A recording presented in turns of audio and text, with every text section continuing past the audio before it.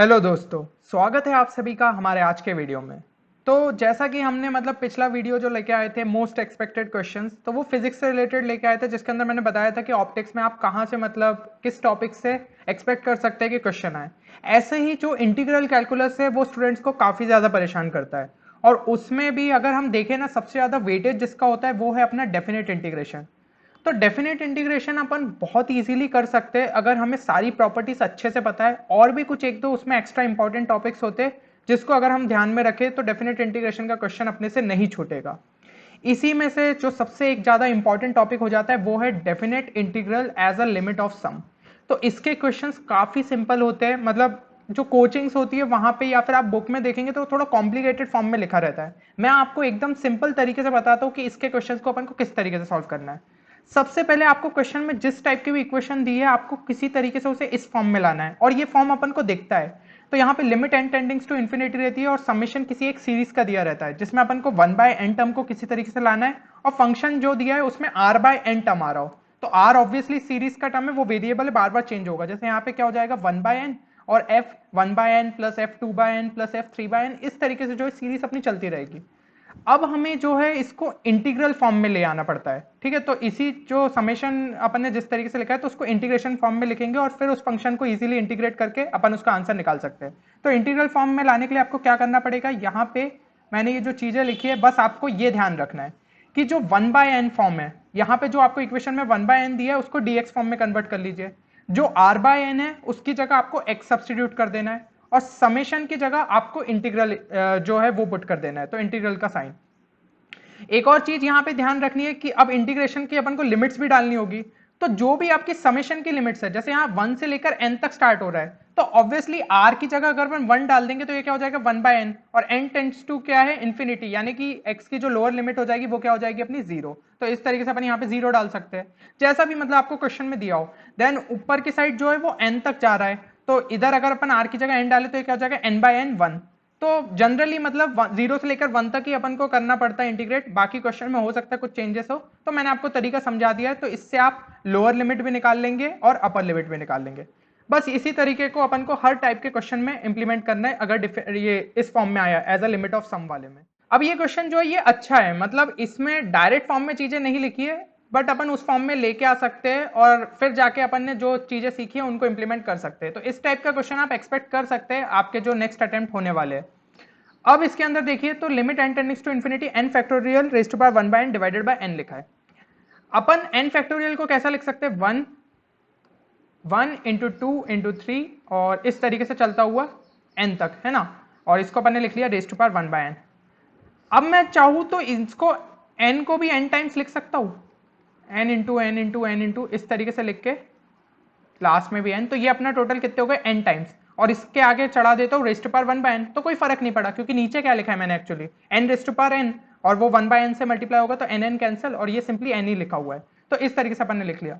अब इसको अपन ऐसा लिख सकते हैं 1/n into 2/n into 3/n into 4/n, और इस तरीके से n/n rays to power 1/n। पर अभी भी यार ये समेशन के तो फॉर्म में नहीं आया, ठीक है, ये तो अभी भी प्रोडक्ट के फॉर्म में आया। तो अगर इसको समेशन में लाना है तो अपने दिमाग में सीधा क्लिक करना चाहिए कि भाई लॉग ले लो इसका, क्योंकि लॉग ए इंटू बी क्या होता है, सिंपली लॉग ए प्लस लॉग बी, तो वही चीज अपन कर देते हैं। यहाँ पे अपन इसको अगर एल मान ले, ठीक है, एल जो है इसकी वैल्यू हो गई, उसका अगर अपन लॉग ले ले तो वो सिंपली हो जाएगा यहाँ पे limit n tending to infinity 1/n जो है वो नीचे आ जाएगा, और यहाँ पे क्या हो जाएगा समेशन ऑफ लॉग r/n। इस तरीके से अपन लिख सकते हैं r कहां से लेकर 1 से लेकर r अपना n तक जा रहा है, सिंपली यही चीज हो गई, ठीक है। क्योंकि ये इधर पे पूरे पे लॉग चढ़ेगा तो उसको अलग अलग कैसे लिख सकते हैं, log 1/n plus log 2/n plus log 3/n और सो ऑन, इस तरीके से अपन लिख दिया। अब जो चीज अपन ने सीखी है बस वो इंप्लीमेंट करनी है, 1/n को dx से सब्सटीट्यूट करना है, r/n को x से सब्सटीट्यूट करना है, और समेशन को जो है इंटीग्रल से सब्सटीट्यूट कर देना है। तो भैया 1/n अपना सब्सटीट्यूट हो गया इंटीग्रल से, ठीक है, और लिमिट ऑब्वियसली हट जाएगा वहां से फिर, और फिर यहाँ लॉग में अपन ने इसको x लिख लिया, और 1/n को किससे सब्सटीट्यूट कर दिया dx से, समेशन हो गया इंटीग्रल से सब्सटीट्यूट, r/n को x से कर दिया, और 1/n को अपन ने dx लिख दिया।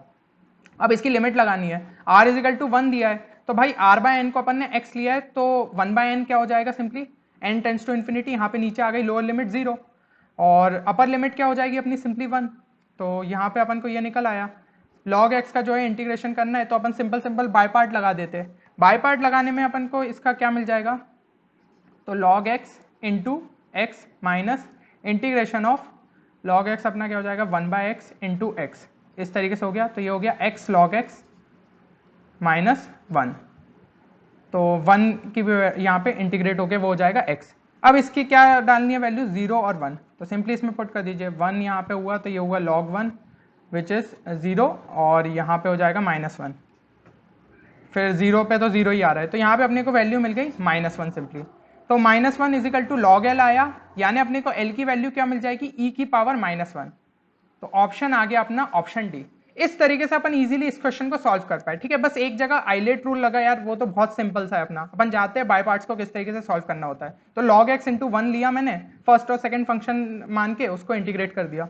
होपफुली ये कॉन्सेप्ट आप लोगों को समझ में आ गया होगा। आप PYQ भी उठा के देख लीजिए डेफिनेट इंटीग्रल के, तो आपको इस टाइप के क्वेश्चंस और भी मिल जाएंगे जिनको आप प्रैक्टिस कर सकते हैं।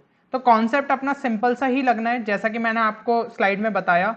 तो आपको जिस तरीके से मतलब समेशन को इंटीग्रल के फॉर्म में लाना है, वो कॉन्सेप्ट आपको काफी ज्यादा हेल्प कर जाता है। और फिर उसके बाद इंटीग्रेशन में कुछ एक प्रॉपर्टी यूज हो सकती है, जैसे कि अपन देख सकते हैं f integration of f x A से लेकर B is equal to integration of A to B f A plus B minus x, इस टाइप की कोई प्रॉपर्टी यूज हो सकती है। देन आइलेट रूल अभी देखा था, वो वाला यूज हो गया। तो आइलेट बेसिकली स्टैंड होता है यहाँ पे अपन को जब बाय पार्ट लगाना रहता है ना, फर्स्ट इंटू सेकंड, तो जो भी फर्स्ट फंक्शन चूज करना रहता है वो इस ऑर्डर में ही अपन चूज करते हैं। आई जो है वो इनवर्स ट्रिग्नोमेट्रिक फंक्शन के लिए हो गया, एल जो है लॉगरिथमिक फंक्शन के लिए, ए जो है एल्जेब्रिक फंक्शन के लिए, टी जो है ट्रिग्नोमेट्रिक फंक्शन के लिए, और ई जो है वो एक्सपोनेंशियल फंक्शन के लिए। इस तरीके से अपन उनको जनरली चूज करते हैं, तो इसलिए वहां पे integration of log x into 1 मैंने लिया था, और फिर जैसी प्रॉपर्टी लगती है अपन ने सिंपल लगा दिया। तो इस टाइप के कॉन्सेप्ट्स यार डेफिनेट इंटीग्रल में इजी होते हैं। इनडेफिनेट में तो उल्टा थोड़ा सा मुश्किल हो जाता है कि भाई सब्सटीट्यूट करो वैल्यू, याद रखो कि किस टाइप के फंक्शन में कैसे सब्सटीट्यूट करना है, वो कभी कभी चीजें कॉम्प्लेक्स हो जाती है। डेफिनेट इंटीग्रल इजी भी है, साथ ही साथ वेटेज भी बहुत ज्यादा होता है। तो इस चैप्टर को आप अच्छे से करके जाइए।